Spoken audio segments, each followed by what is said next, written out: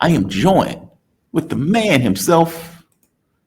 Fantastic show, The Burning Archive, Jeff Rich. Jeff Rich is an author, historian, podcaster who worked for 33 years in government. He's now retired, but he currently lives in Melbourne. I think I got that right. Australia. Melbourne. Say it for me one more time. Melbourne. Okay, Melbourne. Oh, I have an American accent, so forgive me. Jeff has spent a lifetime studying history and how knowledge of historical currents can help give context to changing world. You can find Jeff on YouTube on The Burning Archive and on Substack at jeffrich.substack.com. Jeff, I would tell you, I say it every time you come in, you have a fantastic channel, man. I don't tell it to everybody. I tell it to you. It is Thank you, Jamal. Let's talk multipolarity. Mm-hmm. Now, Donald Trump when he first came in the office, he freaked out Europe. And part of the reason that he freaked Europe out is because he came across as if he was giving up this notion of multipolarity. He was embracing this notion of multipolarity, that the unipolar moment has ended. The unipolar moment is expensive. So we don't want to deal with the unipolar moment. We want to deal with multipolarity. And I'm calling BS on that. Mm-hmm. Trump is not into multipolarity. Nobody who has a tariff war against the world is into multipolarity. What Donald Trump wants to do is realizing that the United States doesn't have the capability of being at every hotspot around the world at once. Meaning you can attack one country, but then the other countries are going to grow. And so you need to find a way to hit China, Russia, Iran, and hit them at once. And you can't do that as America because you don't have the resources to do it. So what Trump wants to do is diversify resources, kind of like the Romans, bringing in, the quote unquote barbarians in order to expand and maintain its empire. That's what it seems like he's trying to do. I want Europe to take on Russia. I want Israel to take over the Middle East, and we will go after China. That's not multipolarity. That's unipolarity, using other countries to help diversify your unipolarity. Give me your take on this, though. You're a historian. You're a doctor, Dr. Rich. Yeah.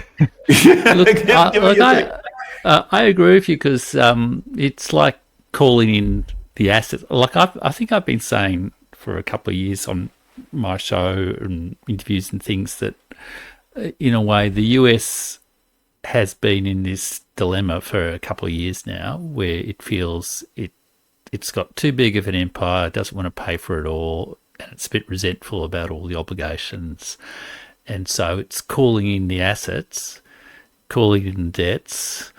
Saying, it's your time to die now, guys. And it's done that with Europe. Pete Hegseth came in as, true sort of debt collector style, and, J.D. Vance sort of beat him up verbally as well. And then they're doing it with Australia.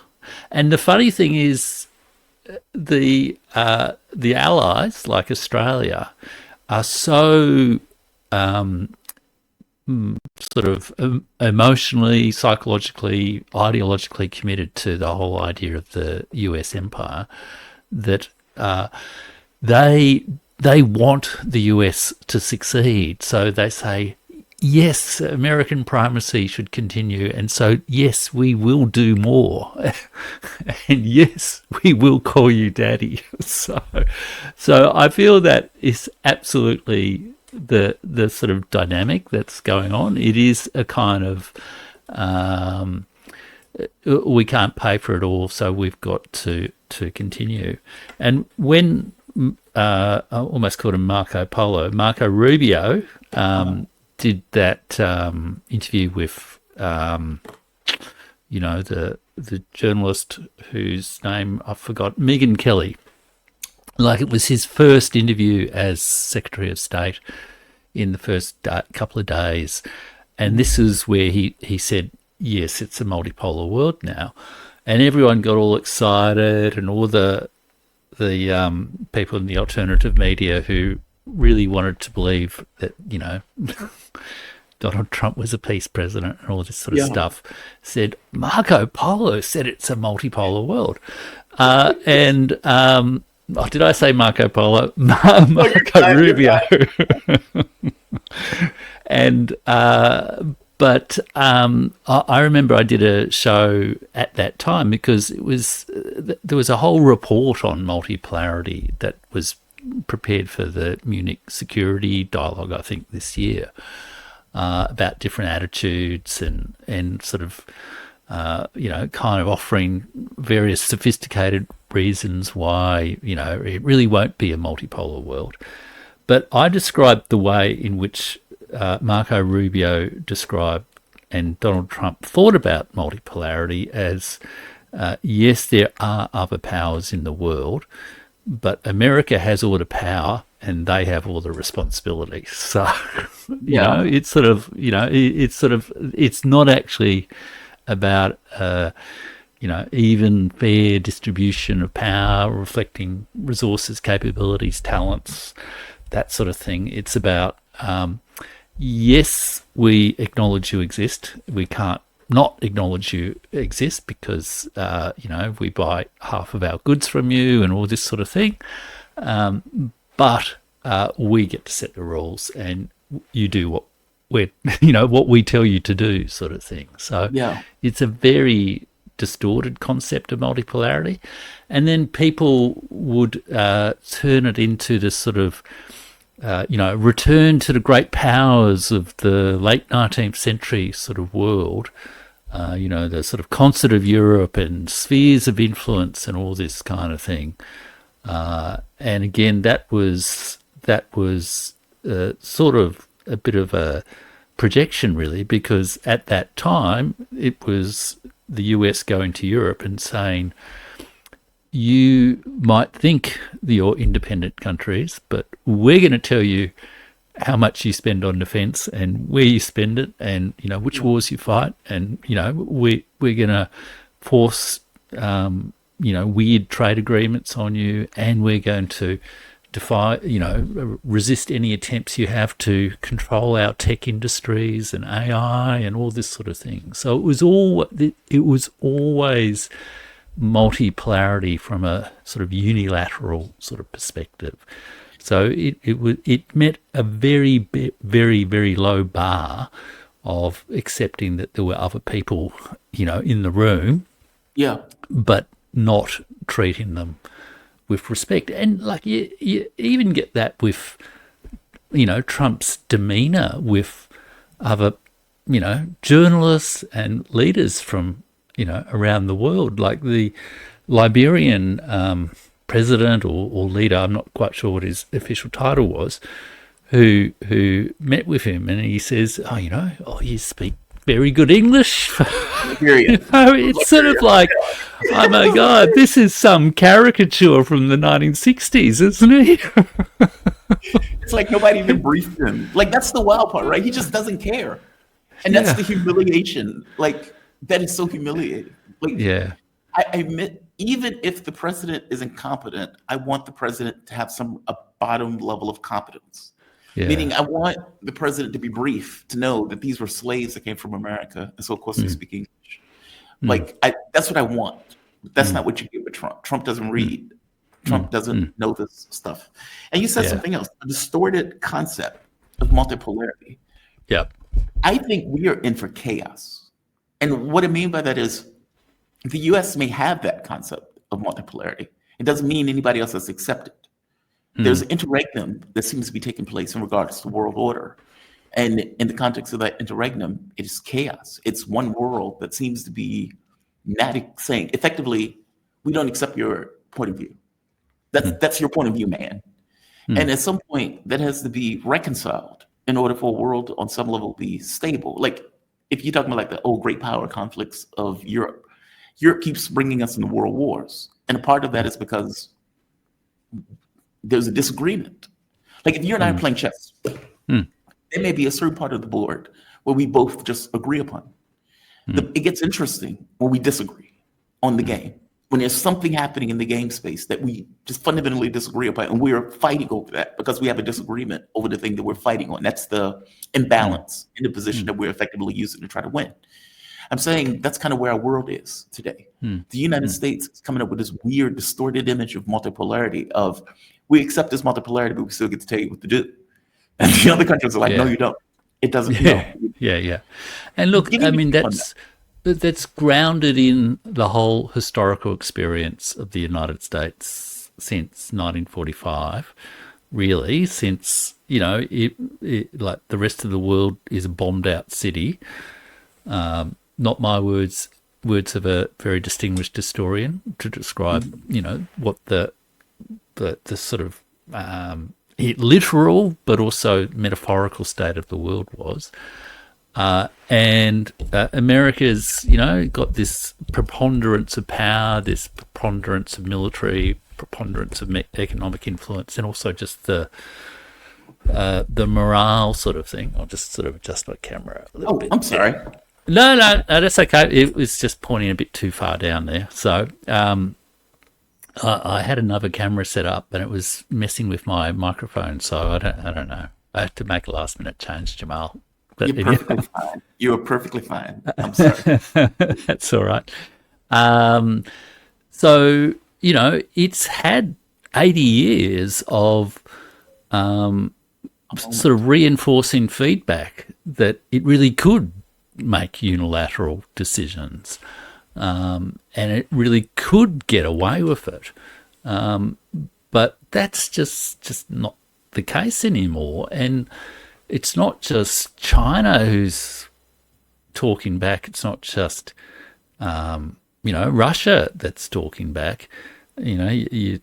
Even some people in Europe are ever so quietly sort of starting to talk back, ever so late starting to talk back. I saw a report today that, like Indonesia's joined the BRICS, various tariffs have been put on Indonesia. Yeah. Australia's nearest neighbour, largest Muslim country in the world, extraordinary place. Yeah. And, their foreign minister basically said, well, tariffs, it's just the price we pay for sovereignty. So get stuff for the United States. And Wow. what's more, their energy minister has said, well, maybe we just won't import any American energy goods because, if you don't want to trade fair with us, we just won't trade with you. So, and, Indonesia has still got a lot of poor people. In the 1990s, the IMF and the United States almost, inflicted these punitive IMF rules during the Asian financial crisis on Indonesia, which created, a lot of suffering, a lot of poverty. So the fact that Indonesia is sort of having the confidence, the diplomatic confidence, its president was sitting next to Vladimir Putin at the St. Petersburg International Economic Forum the other day. So Indonesia is just saying, you don't get to set the rules, you don't get to tell us what to do anymore. It's a different kind of world. So it's, and you use the chess example, and I think one of the things about American foreign policy thinking is it tends to be dualistic. It tends to be good versus evil, democracies versus autocracies, challenger versus hegemon in the whole sort of realist sort of school stuff, the Thucydides trap and all of that sort of stuff. Yeah. But the reality of the kind of game that's played in world geopolitics, especially when, it's a more equally balanced multipolar world, is it's not a 1v1 game anymore. It's I don't know how many players. I'd say there's at least 5 major states of Russia, China, US, Europe, and India.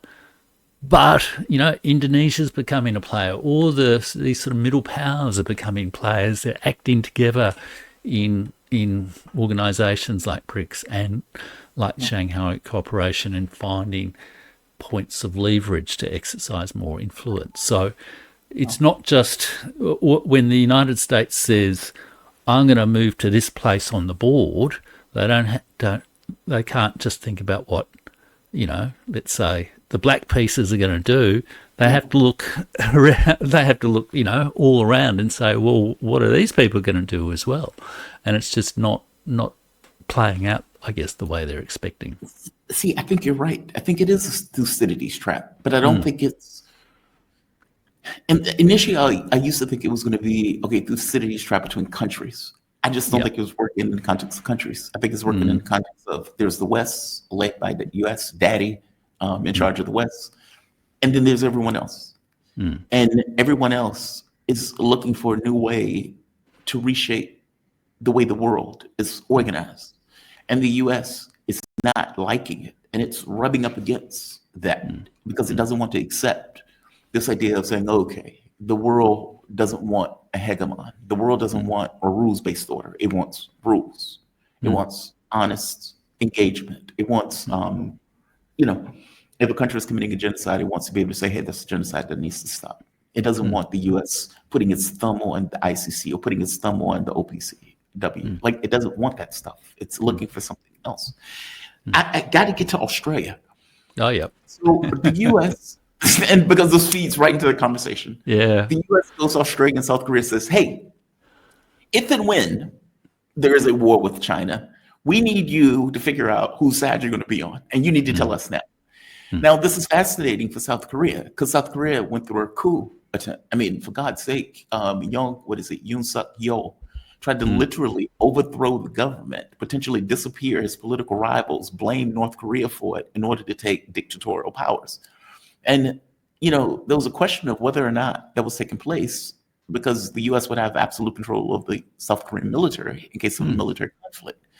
And at the exact same time, there was talk about North Korea fighting in the war with Russia. So the thought became, okay, is the U.S.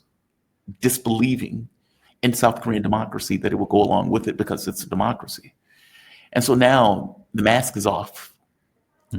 What you going to do, Australia and South Korea? Are you going to back us in a war? Yeah. Is Australia going to be fed to the wood chipper of the Chinese? What do you think? Well, it does. There's a lot of pressure being placed, literally through this Elbridge Colby, the Deputy Defence Secretary. I can't remember whether he's the son or grandson of a former CIA director, but he's kind of this CIA dynastic family, which is a pretty weird concept in itself. Yeah, right. So reportedly he has asked, I think there's some kind of public pressure being placed on the Australian government to commit to use the nuclear submarines that we're getting through AUKUS, which is the big nuclear submarine deal, in a conflict with Taiwan. Now, at some level, what the hell else are we meant to do with them? Because the criticism of them, of this AUKUS deal, which has been very controversial in Australia, has always been that the real purpose of these nuclear submarines is not really to defend the coastline of Australia, which, the submarines don't have to travel that far and all this sort of stuff. Their real purpose is to sit, down in the South China Sea and threaten China as part of a conflict over Taiwan. But Elbridge Colby is sort of reportedly, at least, making that a lot more explicit, and it's it's actually, it's just a ratcheting up of the pressure that has been going on for years and years and years, and which actually includes, in a way, the AUKUS deal, because Australia made a decision to spend this ridiculous amount of money. It's like, getting up to $400 billion to buy submarines. We get like a couple of second-hand ones sometime in the 2030s, and then I think the first real ones we get in the 2040s, and then maybe there's a few more in the 2050s. By which time, if America has its way, we'll all be dead anyhow. But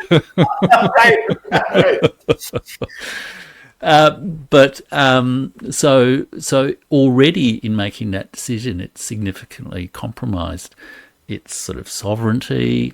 And what the United States partly got for that deal was, apart from the money going into their, submarine building industries, it got access to port nuclear submarines in its war with China in Australian ports, in a port in Perth, in the Indian Ocean, part of the Indo-Pacific. And so in a way, already with that AUKUS decision, it has, Australia's been pushed further and further into this conflict with China, which is, there's no real strategic purpose for Australia to, fight to the death over Taiwan. It's really only about preserving the symbolic presence, I guess, of the United States there to keep China divided and to keep the sort of Western Pacific being a sort of, US military zone of dominance. Well, Oh, please, no, I'm sorry. Please finish. I'm sorry. Oh, and I was just going to say, there was one of Biden's foreign policy teams, this really odious character called Kurt Campbell, years ago said, part of the point of these deals, and AUKUS was, negotiated under Biden, was, to force Australia to get off the fence, to force Australia to choose, America in a conflict with China, which is, just simply not in our interests, really, in any way. No. And there's increasing pushback in Australia about it. Yeah. But the Colby stuff has been interesting because a lot of these sort of elite sort of commentators in the foreign policy strategy sort of space have kind of made this argument about the Elbridge-Colby thing of, it's going to backfire, don't you realise? Because what you're doing is you're putting the political leadership in a difficult position. If you had just kept quiet about it, we would have got you there. We would have made the commitment privately, but now you've made it really hard for us, and it makes it harder for us to make the case for Australia to be the next Ukraine in the South Pacific. Well, is that true though? Like, is Australia? Australia is odd to me. For one, it's a beautiful country, so there's that. Yeah. Two, the overwhelming majority of the people in Australia, when you're looking at the polling, would say, well, China is our number one trading partner. Yeah. Everything's great. But the same token, it's like, okay, but now they're talking about getting submarines to defend themselves from their number one trading partner. Australia is like 70% trade between the two countries. Yeah. So would the population support a war against China for the United States? There has been a sort of massive, information campaign, if you like, particularly over the last, since about 2016, 2017.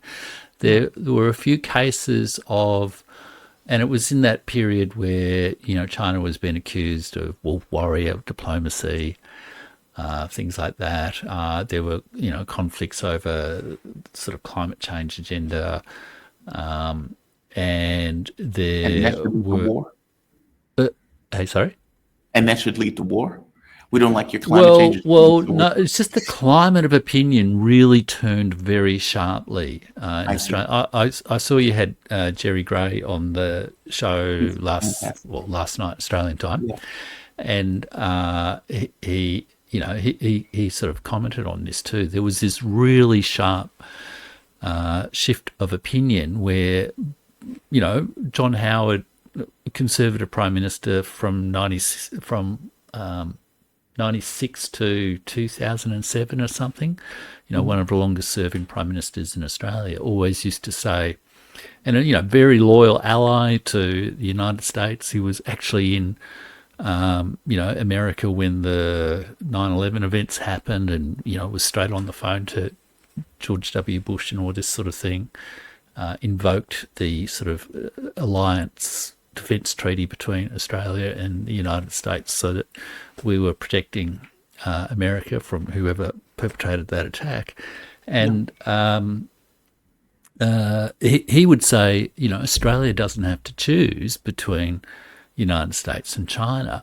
It's our major economic partner, and America's our major security partner, but also our major sort of capital provider, like major financial investor kind of thing.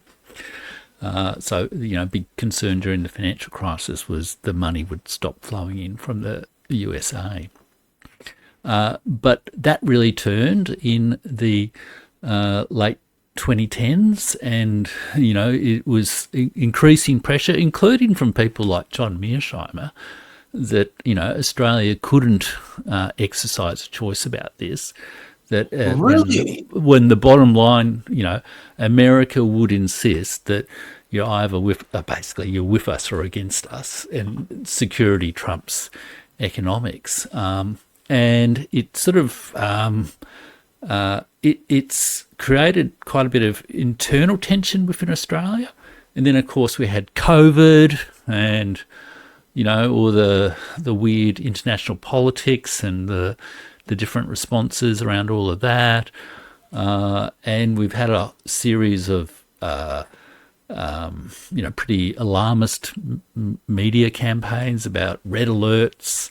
There have been a few cases of politicians and intellectuals of various kind being perhaps a little bit too closely associated with lobbying groups from China and things like that. So there's been a real. To interrupt. I have to interrupt on this. I'm sorry to interrupt. Let's say there is a lobbying group from China. Yeah. Fair enough. But the United States is effectively asking Australians to die on its behalf. Yeah, it's appalling. Effectively, they're asking us to make a preemptive declaration of war against our major trading partner at some unspecified point in the future, regardless of our regardless of our trading interests. Our real interests. And there has been quite a lot of pushback. Like, Gareth Evans, who's a former foreign minister, has said, this is just not appropriate.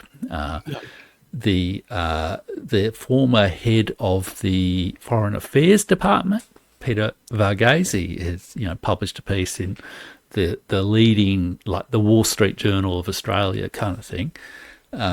He published a piece that was headlined, if I was running DFAT, I'd ask Elbridge Colby to kill the AUKUS deal because it's useless for us, But he's also of the ilk who says, you're making it harder for us to make the case to support the US alliance within Australia. There isn't a whole lot of questioning of the US alliance itself, but there is a bit of a move to, cancel AUKUS or distance from AUKUS or all that sort of thing. But it is quite outrageous. But it's part of the. Part of the dilemma of being a, kind of a semi-colonized or country in a way, like America does.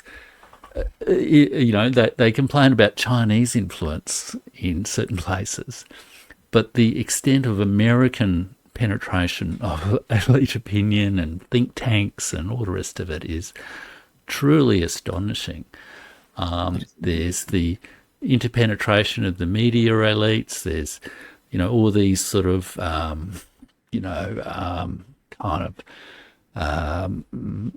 friendly associate, like, the politicians go over and visit other politicians over in Washington sort of thing. I don't quite know how to describe these kind of organizations, but There's a lot of what you could almost describe it as grooming behaviour of young political leaders to pledge their lives, or at least the lives of their fellow Australians, to the American alliance. It's like grooming. Well, I mean, That bad. Like it's bad. you get scholarships, and then you get trips, and then like a couple of years ago, a major politician in Australia published his sort of diaries, and he described all the extensive operations of the various American diplomats and intelligence officials in terms of quite club room discussions with various politicians. And what is China's relationship with Australia in a diplomatic sense? At a diplomatic sense, well, it has been quite good, and in fact, the Australian Prime Minister Albanese has just been he's in China right now. He's just met with Xi Jinping, and that's actually part of an annual leaders forum that's occurred between Australia and China since about like 2012 or something like that. So, over 10 years now. It's probably interrupted with COVID and all that sort of thing, but it's pretty much been operating since then. Very deep trade relationships, very deep political leadership connections. Back in the 80s and 90s when George Bush the Elder was in charge of the United States, there was this guy called Bob Hawke, who was a kind of a legendary Australian Prime Minister, who was very close to the Americans, but he was also very close to the Chinese leadership, and he helped, to some degree,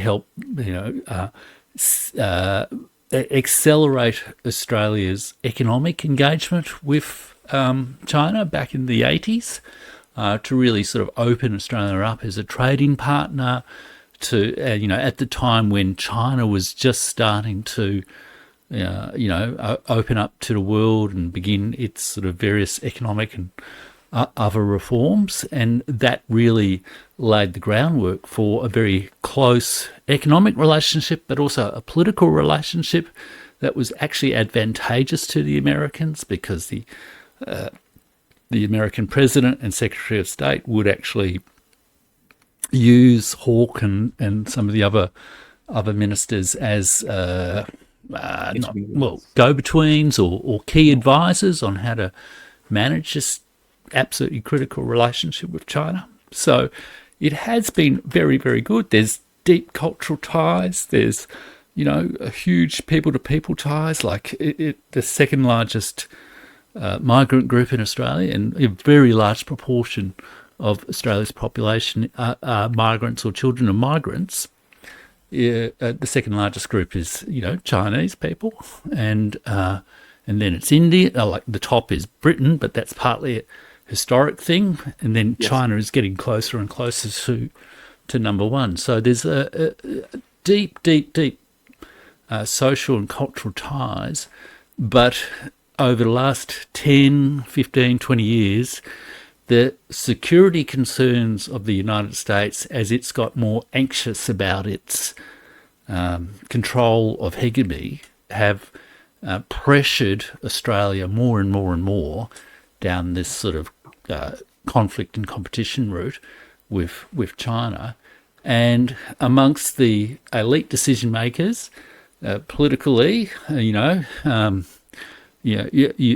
do better in Australian politics if you get on with the Americans,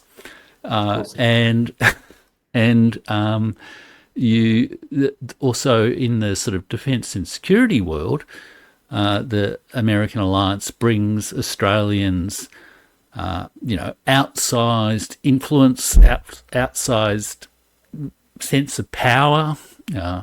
We have this big surveillance base, intelligence surveillance base in the middle of Australia called Pine Gap, which reportedly is used to do a lot of the, targeting of operations all around the world, and is part of the whole satellite surveillance sort of business. And Australian officials boast of their capabilities with cyber attacks and all that sort of stuff. Being part of the Five Eyes helps give political leaders a sense of we're more important than other people in the world. So there's all these things that just sort of push people in different ways. But the relationship has stabilised a bit over the last few years, and that was partly what's happened with this most recent meeting with Albanese and Xi Jinping. And it also occurred... They didn't give Eldridge an answer. Like, they didn't give him a yes or no, or did they? Well, no, but there was I don't think I actually have it with me straight away. But in the the readouts of the meeting, there is a pretty clear statement that Australia supports the One China policy and all that sort of thing, and Australia's position has been that. And there are a lot of people in Australia who just think it's madness for America to pursue this, that they won't win, that they probably know that. They might be posturing, maybe, but who knows whether the Americans are really making genuine rational calculations, I guess. I don't know if rationality is a word that can be used in a lot of this. Well, no.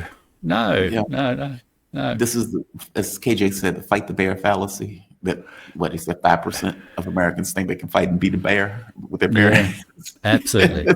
Well, the Australian equivalent, of course, is a lot of people come to Australia, love the beaches, hop into the beautiful surf, and then before they know it, they're in too deep and they've been pulled out by a rip or whatever kind of thing and get sort of drowned. Yeah. And, it's a bit like that with some of these sort of forces of international politics, I think, for America as well. It's totally confident that if it, jumps in, it can swim as far as it wants to. But the ocean's a very powerful force. Yes. It's wild. How do you see this in a historical context? Is this just desperation masquerading as, like Vlester masquerading as desperation? Because it seems to be happening on multiple fronts.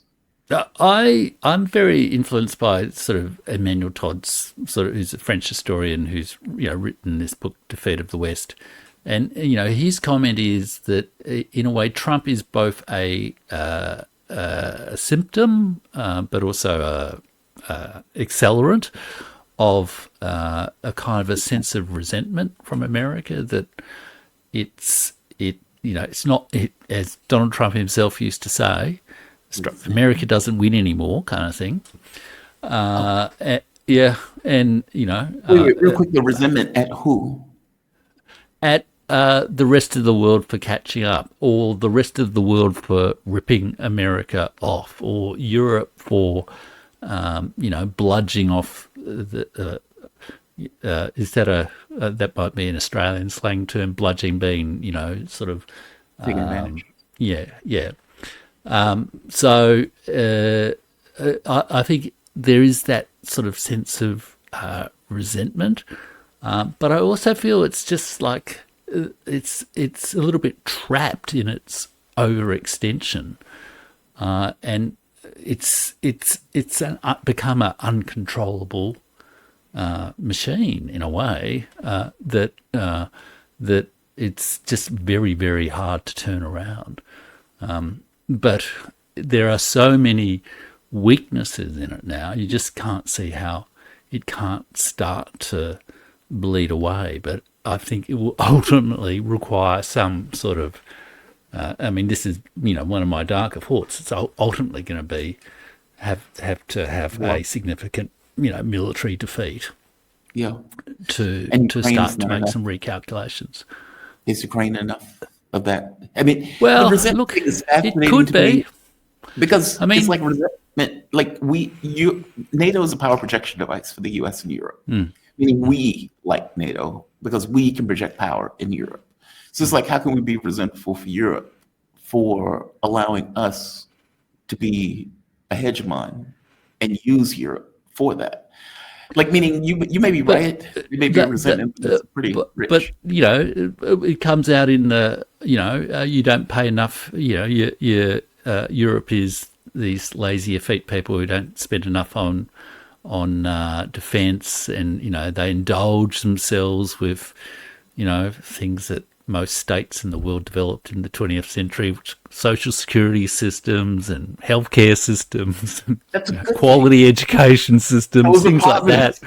And America doesn't have that, so America chose not to have it.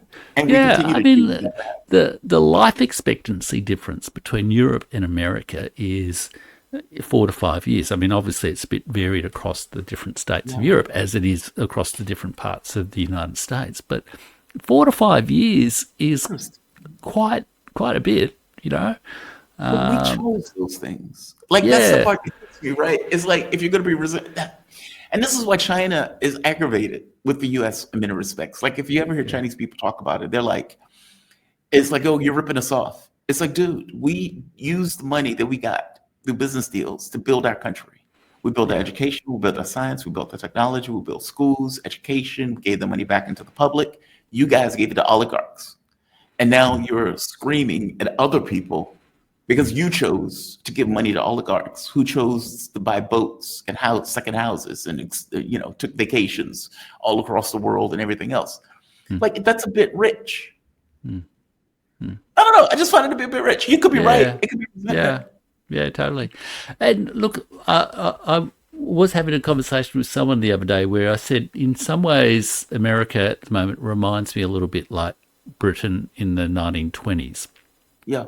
So in the 1920s, it actually, that is the point at which the British Empire reaches its, maximum extent, including places like Australia, which were, like Australia became an independent country in 1901, but it was still like a dominion of the British Empire, and both mentally and in various political ways, like in foreign policy, the foreign policy was set by the British Empire. With some level, there's always negotiation, but it was a kind of a semi-autonomous sort of country. And in particular, it's then that Britain moves into, the Middle East. After the Ottoman Empire collapses, Britain and France sort of divide up the Middle East, Sykes-Picot and all this sort of stuff.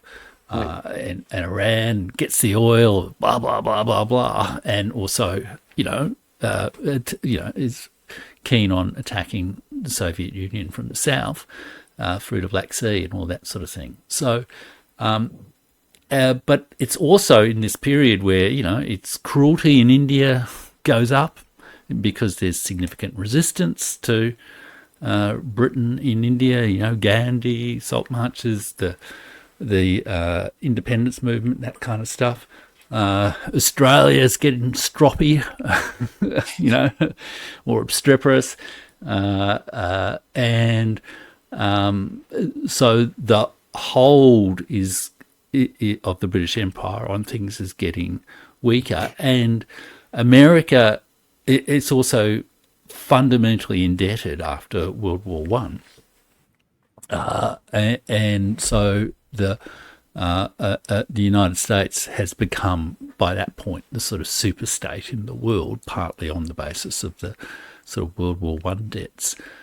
So, if you like, there's this sort of point of maximum power, which is also the point where it all starts crumbling, and that then reaches the what people call the strategic abyss of the British Empire, really in World War II, which is 37 to 1942, particularly 1942, because 1942 is where Singapore falls. It's a very significant event in sort of Australian foreign policy history. But Singapore falling means Britain's basically lost its Asian empire, including, it's forced to concede treaty ports in China, it's forced to concede ultimate independence to India, and even loyal little places like Australia start to say, oh, maybe we'll look to America for our security now rather than Britain because, the Brits are useless. So, in a way, I feel America in this, and Trump has even said he wants to see America expand again in the context of, Canada and Greenland and Panama and all that sort of thing. Certainly expand in terms of its economic power, reverse all the trends of recent times. So I almost feel it's sort of like a similar point of expanding beyond their capacity to actually manage it these days, or to keep the whole show together. And increasingly, all those tensions are starting to, bubble over, partly because of the crudity of Trump's tactics and methods. But, that crudity also just reflects the culture. I mean, is he any cruder than Lindsey Graham? Is he any cruder than J.D. Vance? Is he any cruder than Anthony Blinken or Victoria Nuland? Or, they're all pretty crude. Joe Biden says he'd like to destroy Russia. It's all pretty, Presidents used to be more polished than that. If you think, go back to Obama for a moment, Obama was polished. He was, granted, there were certain cultural reasons, as an African American, you can't act in a way that a white man can act. And I know that sounds strange, but it's true in a cultural sense in America. You don't want to be an angry black man. And so Obama, from his point of view, every time you saw him, he was no drama Obama. He was polished. Now, the reality of it is, as a president, he probably could have. It's a head thing. It's in your mind, especially as an African American coming into the political space. You can be an American president that just so happens to be black. You can't be a black president. There's a difference in those things. And Obama understood that. It was ingrained in him. And so when you saw him as a polished, educated, very refined in the way that he operated open, in an open sense. Now, behind the scenes, he had a kill list. He acted just like the other presidents acted. I would imagine he cursed behind the scenes. He did all of those things, but in public, never. He was always polished. He was, even in the way he gave speeches, he would say something and then he would say the opposite thing, and you had to figure out, okay, what the hell is Obama talking about in the speech? But it was never, a black president could have never gotten away with half of what Trump could get away with. And maybe they could, because it seems that the political space grows and conforms to whoever the person is. Like, they get used to the president. And so Trump is a whole different animal, though. He is the mask off. It's not that he's doing anything different, kind of. He's more honest about it. So him cursing is just way beyond the political scale. That's just not what presidents do. The way he talks about other countries, like the way he gave a browbeating to Europe, is not what presidents do. It may be what they do in earnest. It is not what they do in an overt sense. It's strange. It's like he just rips the mask off and says, okay, this is the burning Ghost Rider face that, yes, you deal with, but now you're going to deal with me openly. And I'm going to treat you in the way that we actually treat you. So yeah, we're going to put sanctions on Europe. It's like, whoa, what do you mean? We're partners. No, we're not. You're vassals. It's like, he's just very clear in a way that presidents aren't typically clear about that stuff. It's wild. I've never seen anything like it. I've never seen anything. He's also like he's a product of a culture and a product of a sort of social phenomenon as well. So he's seems to me like what competence wise, he's just out of his depth, I think. And I think some of the erraticness and the lashing out and all that sort of stuff is partly just a psychological function of Incompetence. I don't know what the hell I'm doing, really. It's like you're And frustrated. I'm pissed as hell about it. Get off my yard. Get off my yard. Yeah. But like JD Vance is product of those sort of tech bros and Claremont Institute and all this sort of these sort of weird ideas that there's this sort of global civil culture war. The whole MAGA movement is partly, it's fueled by people like Bannon and all those kind of people who express some pretty weird, crazy ideas like on China, for example. Bannon's all on. He used to have this song on his show, "Take Down the CCP," which was a great song, but if you listen to the lyrics, it's just, I mean, it's just a hymn to American regime change against a country with 1.4 billion people. And I'm going to let you go after this, but I mean, when you point out resentment, is that what it is? Like, I hate to say it in these terms, but this kind of, Britain used to have this thing called the white man's burden. It's like we're carrying the world. We're carrying the world. The sun never sets on the British Empire. And as you point out, after the Second World War, they were brittle. I mean, they might have had 51% of the world, but they were a very brittle empire at that point. And the U.S. finds itself in kind of a similar situation with segments of the American population feeling like they are losing out, and that is being expressed on a global stage. Whereas that resentment is real in the way that they look at, we feel like we're losing out. We feel like we're losing our jobs. We feel like other countries are getting ahead of us. We feel like, and that rage is being expressed in Donald Trump, not just internally, but also externally. It's like you grew up in a bad home and you're expressing all of the things that you grew up with. It's like my grandfather was a drunk. My uncle was a drunk. My mama, was a prostitute. And this is the person who I've become as I've grown up and I'm going out into the world.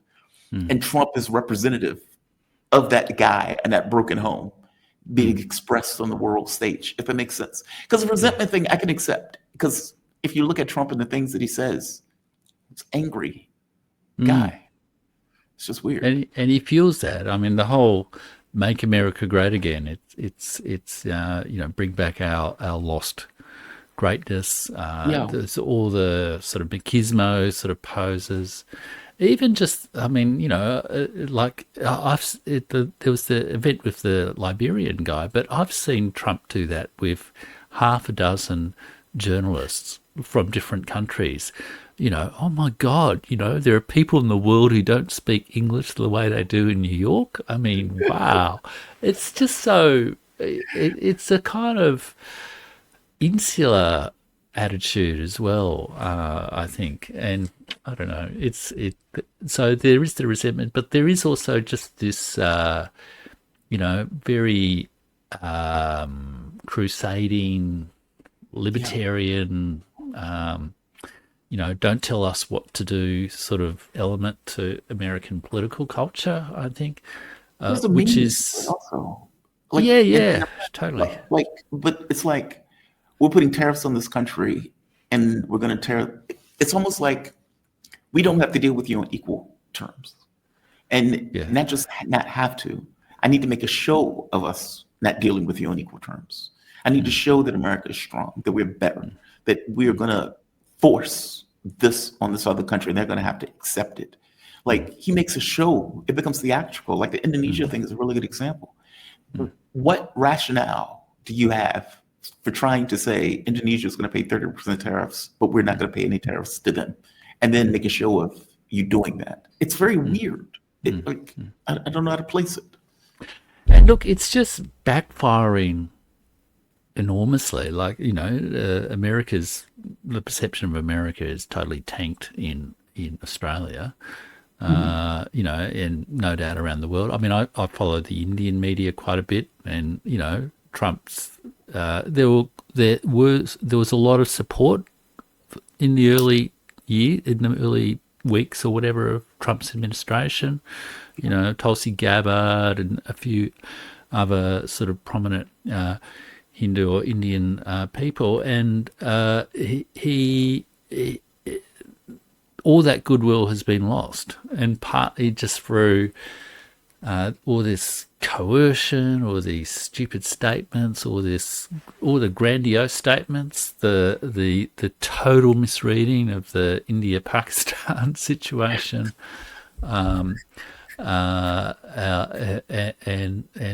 the rest of it. So it's really, I mean, it's just as an outside observer, it's just a complete Mess. utter disaster. Let me get you on a yes or no question. Will Australia join in with the U.S. to fight Chinese? Yes or no? Look, Yes or no, I think no.